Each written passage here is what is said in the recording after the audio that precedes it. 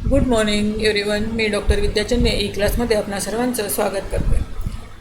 आज आपण income tax अकाउंटिंगमधील इन्कम फ्रॉम अदर सोर्स जे चॅप्टर सुरू आहे त्यातील नेक्स्ट प्रॉब्लेम घेऊया.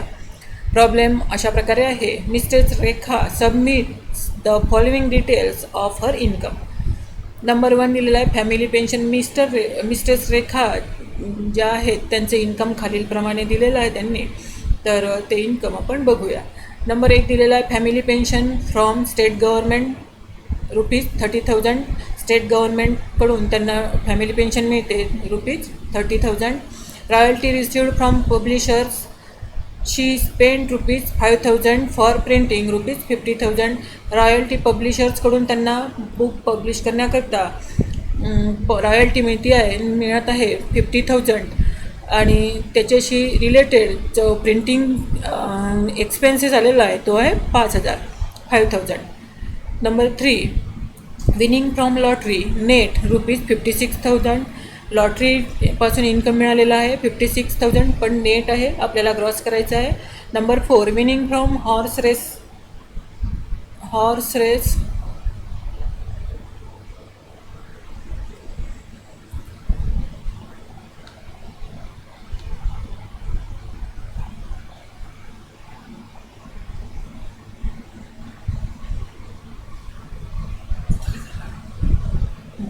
Winning from horse race income net income दिलेला आहे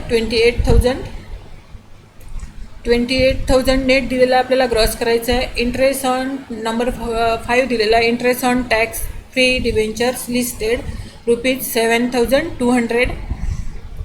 हे डिबेंचर्स टॅक्स फ्री डिबेंचर्स आहे, यावरचे इंटरेस्ट जे मिळालेलं आहे त्यांना 7,200. Interest on 10% tax free bond of government of India ₹10,000. Government of इंडियाचे त्यांनी बॉन्ड्स खरेदी केले टॅक्स फ्री असलेले, त्यावरचं इंटरेस्ट मिळालेला आहे त्यांना 10,000. आणि dividend from UTI ₹8,000. Unit trust of इंडियाचे शेअर्स खरेदी केले तर त्यावरचं डिव्हिडंड म्हणजे लाभांश मिळालेला आहे ₹8,000. तर आता आपण त्यांचं इन्कम बघूया कॅल्क्युलेट करून किती येते ते. Computation of income from other sources previous year 2019-20 assessment year 2020-21. आता याच्यामध्ये फर्स्ट आयटम आहे फॅमिली पेन्शन. त्यांना स्टेट गव्हर्नमेंटकडून फॅमिली पेन्शन मिळालेली आहे 30,000.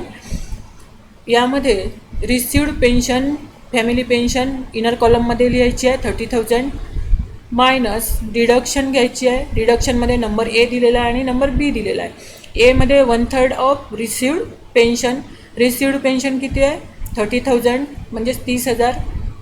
30,000च्या 1/3 10,000 आलेली आहे 10,000 आणि B दिलेला आहे मॅक्झिमम ₹15,000 म्हणजेच कमाल संख्या जी आहे ती ₹15,000. हे A आणि B यापैकी विचेवर इज लेस. दोन्हीपैकी जी छोटी संख्या असेल तेवढ्याची कपात मिळेल. म्हणून जी फॅमिली पेन्शन रिसिव्ड झालेली होती 30,000 त्यातून ही जी डिडक्शन मिळाली त्यांना 10,000ची ती मायनस केली असता बाकीचे ₹20,000 जे आहेत ते त्यांचं इन्कम फ्रॉम अदर सोर्स अंतर्गत येणारं इन्कम होईल. त्यानंतर रॉयल्टी ऑन बुकवरची रॉयल्टी मिळत आहे ₹50,000.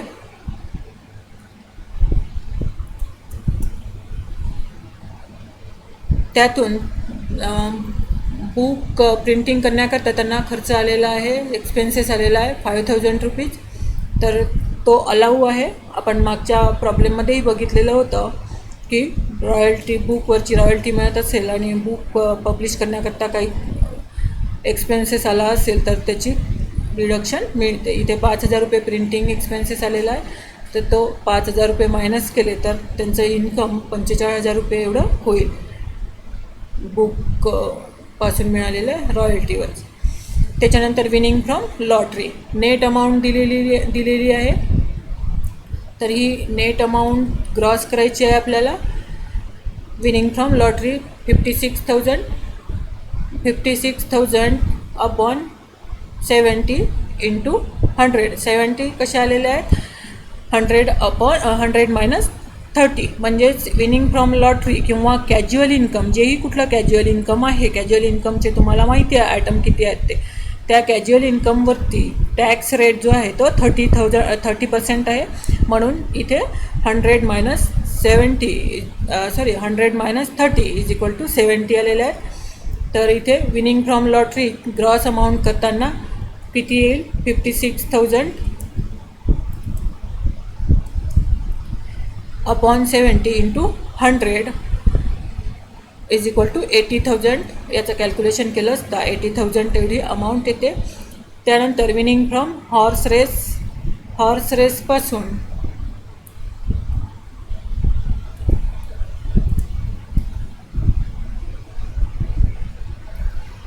रेसपासून त्याला नेट अमाऊंट मिळालेली आहे 28,000. ही नेट मिळालेली आहे म्हणून यालाही क्रॉस करायचं आहे. नेट मिळणं म्हणजेच टॅक्स कपात करून मिळालेली आहे. तर यालाही क्रॉस करताना 28,000 अपॉन 70 इंटू 100 कॅल्क्युलेशन केलं असता 40,000 तेवढं अमाऊंट येते. म्हणजेच 40,000 एवढे रुपये त्यांनी हॉर्स रेसपासून जिंकलेले आहेत. त्यानंतर interest on tax free debentures listed. आता इथे काय करायचं आहे, टॅक्स फ्री डिबेंचर्स दिलेलं आहे. तर डिबेंचर्स किंवा सिक्युरिटीज ज्या आहेत त्या पहिल्यांदा लक्षात घ्यायचं आहे की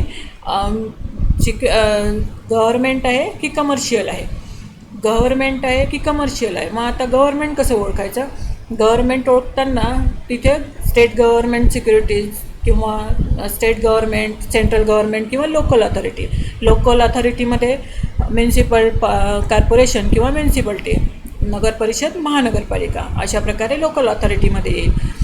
तर स्टेट गव्हर्मेंट आणि सेंट्रल गव्हर्मेंट असं जर दिलं असेल तरच गव्हर्मेंट समजायचं. अदरवाईज जर गव्हर्मेंट जर असं दिलं नसेल तर काय करायचं, कमर्शियल समजायचं. मग आता ही जी डिबेंचर्स आहे, जे डिबेंचर्स आहे हे कमर्शियल आहे. त्यानंतर टॅक्स फ्री आहे की लेस टॅक्स आहे हे बघायचं. टॅक्स फ्री म्हणजे करमुक्त. इथे टॅक्स फ्री शब्द जर दिला असेल तर टॅक्स फ्री आहे म्हणून समजायचं, टॅक्स फ्री दिला नसेल तर लेस टॅक्स समजायचं. इथे टॅक्स फ्री दिलेला आहे. जर अशा प्रकारे आणि इंटरेस्ट अमाऊंट दिलेली आहे, इथे फक्त इंटरेस्ट अमाऊंट दिलेली आहे.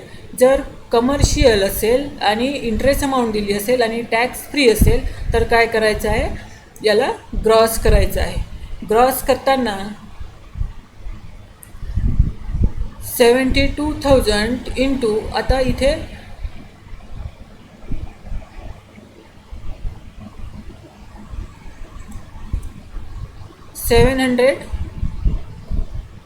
7,200 into upon 90 into 100 is equal to 8,000. आता अशा प्रकारे ह्या डिबेंचर्सला किंवा सिक्युरिटीजला जर ग्रॉस करायचं आहे तर आपल्याला काय करायचं आहे, हे जे हे आहे आपण मागच्या प्रॉब्लेमला बघितलं होतं की इंटरेस्ट ऑन सिक्युरिटीला ग्रॉस करायचं असेल तर रिसिव्ड इंटरेस्ट अपॉन 90 इंटू 100. आता इथे कॅज्युअल इन्कमचा जसं इथे इंटरेस्ट रेट जो आहे, टॅक्स रेट जो आहे तो 30,000 होता, तसाच इथे काय याचा इंटरेस्ट रेट त्याला काय म्हणते, टॅक्स रेट किती आहे, 10,000 10 इथे 30. म्हणजेच इथे 100 मायनस 30 इज इक्वल टू 70 आणि इथे 100 मायनस 10 इज इक्वल टू 90. म्हणजेच हा फॉर्म्युला आहे. तर इथे कॅज्युअल इन्कमवरचा जो टॅक्स रेट आहे तो 30,000 आहे. 30,000 कपात करूनच मग त्यावरची जी अमाऊंट आहे ती नेट समजल्या जाते किंवा ती अमाऊंट मिळते. इथे 10% आहे, 10 आहे, तोच रेट जो आहे तो 10 आहे. कशावरचा, इंटरेस्ट ऑन सिक्युरिटी. इथे कॅज्युअल इन्कमवरचा 30 आहे, इथे 10 आहे, म्हणून इथे आपण 90 घेतो. तर हे जे आहे या फॉर्म्युल्यानुसार रिसिव्ड इंटरेस्ट अपॉन 90 इंटू 100 जर प्रतिभूतीवरील व्याजाचे सकलीकरण करायचे असेल तर या फॉर्म्युल्यानुसार आपण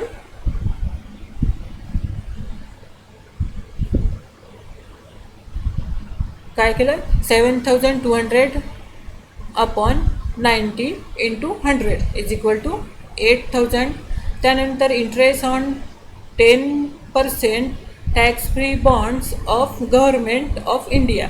गव्हर्मेंट ऑफ इंडियाचे बॉन्ड्स आहे आणि टॅक्स फ्री आहे आणि पर्सेंटेज दिलेलं आहे. तर अशावेळीही जर पर्सेंटेज दिले असेल तरीही याला ग्रॉस करायचं आहे. याचा एक टेबल आहे, मी पुढल्या व्हिडिओमध्ये तुम्हाला त्याला छान एक्सप्लेन करून सांगेल, म्हणजे तुम्हाला हे सोपं जाईल. तर यालाही काय करायचं आहे, सकलीकरण करायचं आहे, म्हणजेच ग्रॉस करायचं आहे. तर ग्रॉस करताना याची अमाऊंट जी दिलेली होती ती 8,000 आहे, 10,000 आहे. 10,000 अपॉन 90 इंटू 100 अशा प्रकारे जर कॅल्क्युलेशन केलं तर ही अमाऊंट 11,100 येते, 11,111. त्यानंतर डिव्हिडंड फ्रॉम UTIचा डिव्हिडंड जो आहे तो एक्झेम्प्ट आहे, म्हणजे टॅक्स फ्री आहे, म्हणून आपण इथे नील लिहिलेलं आहे. यानंतर या सर्व इन्कमची बेरीज केली तर 4,111 येते आहे. 2,04,111 ग्रॉस इन्कम. ग्रॉस इन्कममधून जर डिडक्शन मायनस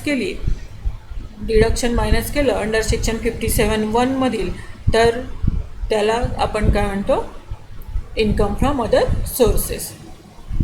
तर आता इथे ग्रॉस इन्कम जे आहे त्या ग्रॉस इन्कममधून डिडक्शन कुठली दिलेलीच नाही आहे, तर म्हणून आपण काय केलेलं आहे, नील लिहिलेलं आहे आणि नील लिहून त्यानंतर total income from other sources calculate केलेलं आहे.